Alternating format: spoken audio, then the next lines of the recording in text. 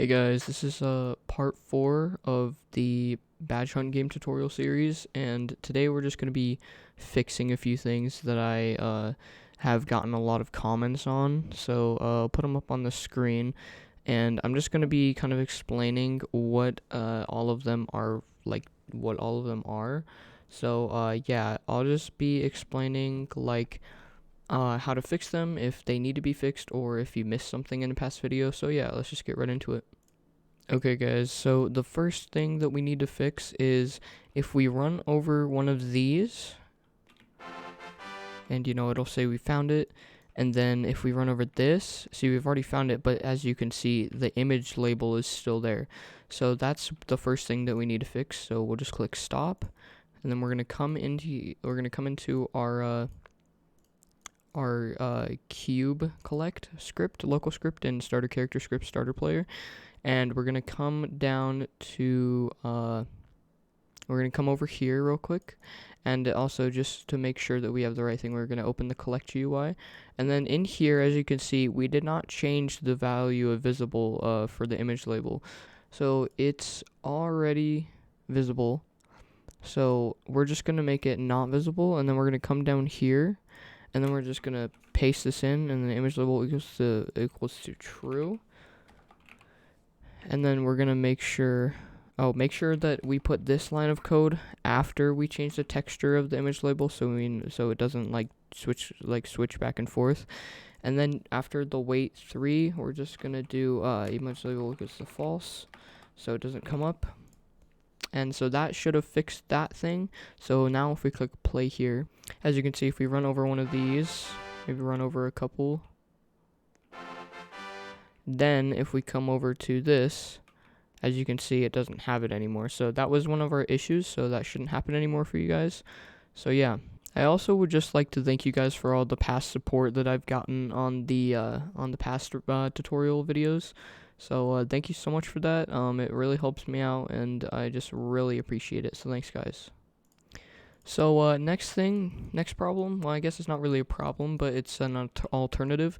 So as you can see, if we open our bar here, we have image labels, or not image labels, we have image buttons, I think is what it's called. Yes, image buttons. So basically, Zach Plays Roblox asks if you can change the index button or any of these buttons into text buttons. Yes, you can, but it has to be a text button, not a text label or anything, because text buttons allow you to click on them.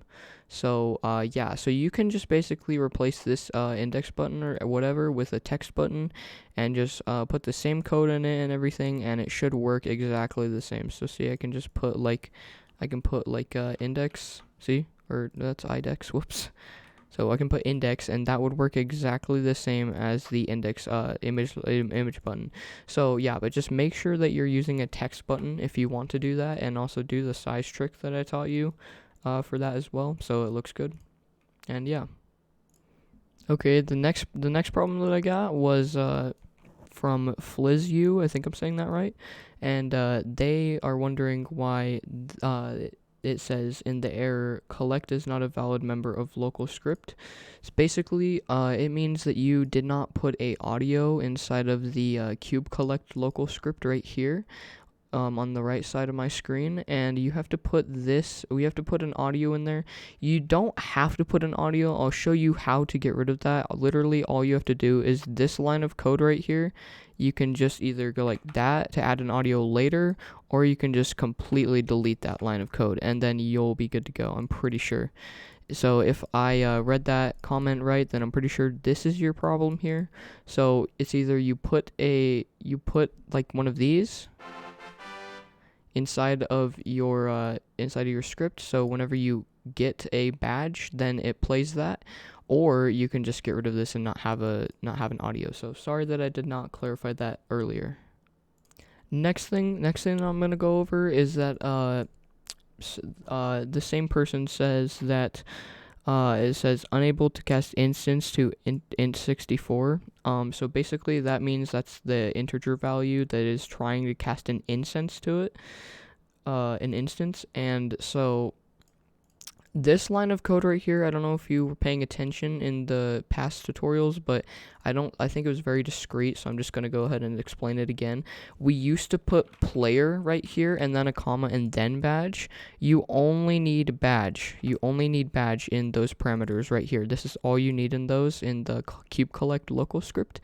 Then in the badge order, the player gets handled in the badge order by itself, so you don't have to do that. So yeah, just making that very clear for you. Anyways, guys, so once you've fixed all of that, if you had any of those problems, then your game should work now. And then also, if you are in need of help, then I'll put my Discord on the screen. So you can just go ahead and grab that real quick, and you can DM me your code if there's a problem with it or your errors, and I'll be glad to help you with that. So yeah. Anyways, we're going to move on to the actual coding portion of this. So you guys are probably wondering what this big thing is over here. This is a new thing that we're going to be working on. This is a code door. Basically what this is going to do is if you enter the right code into this panel, then the door will open. This is going to be super simple and not hard like at all.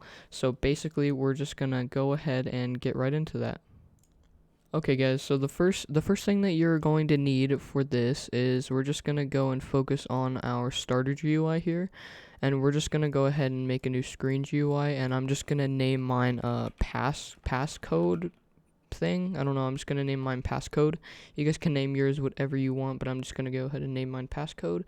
Then we're just going to I'm actually just going to go in here and take the index from it again and just paste it into here. And make sure your UI is on and this is checked visible so you can see it. And then I'm just going to get rid of things that we don't need. So this is literally all we need. And then I'm just going to name this, I'm going to just name it keypad so we can kind of figure out what it is. Then I'm going to make the background color a little different than we've normally been using it, so like that. And then the keypad is going to have it's going to have a text box in it right here. These are the ones that you can edit, like we use this for our search bar. And then make sure that you guys do the size, not the position, sorry. Make sure you guys do the size thing so it fits perfectly on every screen, as you can see. And then just make sure you have it in the middle and you've configured it how you want it. And I'm just going to make my text scaled. I'm going to make the placeholder color just white. And then I'm going to make the actual text color itself like bright green. And so as you can see now, if we type in it, perfect. It's awesome. It looks like a little keypad. So then what we're going to do is I'm actually going to yank this UI corner and shove it in there again. So yeah, there you go. That's the keypad's code inserter, so you can type in that now. Then we're going to come over here, we're going to add a new thing, and we're going to add a text button. And then we're going to do the same stuff we did. Actually, I'm going to make it code for this because, I mean, that seems like the best thing for it. So we're just going to make it code. I'm going to use a check mark emoji so I could just paste it in there. As you can see, check mark. And then I'm just going to kind of move it around a little. I'm going to name this enter, and then I'm going to duplicate this, and I'm going to name one clear. This is going to be so we can just clear the code without spacing it, or without backspacing. Like that, perfect. And then I'm going to go grab an X emoji, and then that's what I'm going to use for the clear. And you know, actually we'll just do, instead of emojis, I'm just going to actually do this, I think. This is going to make it so we can click these. This one will clear everything that's inside of the box, and then this one is going to clear, or this one's going to enter the code, and if it's correct, it'll check if it's correct. If it is, then it will open the door for the client. So yeah, so now we're going to get to coding. So now we're just going to insert inside of the enter, we're going to insert a local script. Make sure it's local inside of just the frame, and I'm going to rename this frame just to, anyways, now that we have that, in our script, we're going to say script.parent.enter mouse button one click connect function. And this is going to detect a mouse click or a tap or something. I'm pretty sure this also works on mobile, but I don't remember, but I'm pretty sure it does. Anyways, so now after that, we're going to do we're gonna check. So if script.parent.enter text equals, and then we can just name it, we can just do whatever we want. I'm just going to put mine 1 2 3 4. If the player enters 1 2 3 4 in the text box, then we'll say this right here, this door. So we're going to look for code door in workspace. So we're going to say workspace dot code door dot transparency equals to 1, and then we're just going to also do this for the can collide as well, so players can walk through it. We're gonna put else, so if it's not 1 2 3 4, we're just gonna say script dot parent dot text box dot text will equal to error, and we're also gonna have a debounce, so we're gonna do debounce equals to false, and then we're gonna say and debounce equals to false, then debounce equals to true, and then we'll wait like a second before they can type something else in. Debounce equals to false, and then we'll do the same thing for this. Equals to true, and then we're also gonna make it so it says nothing after, like that, and that should work. So we're gonna make it so it is not visible. Then what we're gonna do is we're gonna go into here and we're gonna put a proximity prompt, or you can do a click detector. I'm gonna do a click detector just because it's what I want. But if you guys go watch a video on proximity prompts, and you can do what you guys want with it. So I'm just gonna make max activation distance 15. This is how many studs away the player has to be for them to be able to click on it. So mine's just gonna be 15 for now. And then I'm gonna make a new script in here, and then we'll say script.parent.clickDetector.mouseClick connect function. This is detecting if the player clicked it, and then we're just gonna put player in the parameters. Then we're gonna say player.player GUI dot actually we're gonna say if player.player GUI dot passcode dot keypad dot visible equals to false. Then if it's not visible already, then we're gonna put then we're gonna say player, actually we can just copy this and then equals to true. So this is just making it true. If we click play here and we click on it, as you can see the keypad comes up, and if we put 1 2, that says error. If we put 1 2 3 4, oh, hang on one second. So if we put 1 2 3 4, okay, hang on one sec. There's probably something we did wrong. However, we don't have an error, so we're gonna have to figure this out by ourselves. We need to put if textbox.text equals to 1 2 3. Sorry guys, my bad. So put text box instead of enter, because enters this button right here, and this is what we want to check. So we put 1 2 error. If we put 1 2 3, oops. If we put 1 2 3 4, oops. Looks like it's still not working. Oh, transparency. Okay, hang on one second. Code door dot door. Sorry guys. Put dot door as well, because you want to make sure that you're actually calling the door here under code door. So make sure you're calling this as well. This is just the model. So now it should work. So now if we click play here, go into keypad, type 1 2, nothing. Then we type 1 2 3 4, boom, it works. So yeah, now as you can see, we don't actually have the keypad, so it can clear right now or anything. So what we're gonna do is we're just gonna go into our local script again, and we're gonna say script.parent.clear, .mouse button 1 click connect function, and then this is just every time the player clicks on it, it's gonna clear all of the text out of the text box. So we're actually just gonna go ahead and oh yeah, also do script.parent.textbox, and then inside of here there's a property where you can say and then text text editable, and then equals to false. So we just want to, and then we want to make it true. And then, oh yeah, you can just put this back actually, so just make sure that it says nothing. So this is what we want here, and we want to make sure that the text is not editable. And then down here, we just want to make it so we can remove the text. So we're just going to put that there. That's literally it, I'm pretty sure. So, but let's make sure that if equals to true, we want to make sure that the text editable is editable, so we don't erase the error message. So yeah, there we go. So now if we could play here, we can click on this, we do 1, 2, and then as you can see, we can't edit the text until the error is gone. So, and then we're gonna go ahead and click on the X, and as you can see, if I type 2 in here, it just removes it. Perfect. If we type 1, 2, 3, 4, bam, it opens. Amazing. So yeah, and then anyways, so if it opens, say if it opens here, then we're gonna say script.parent.visible equals to false.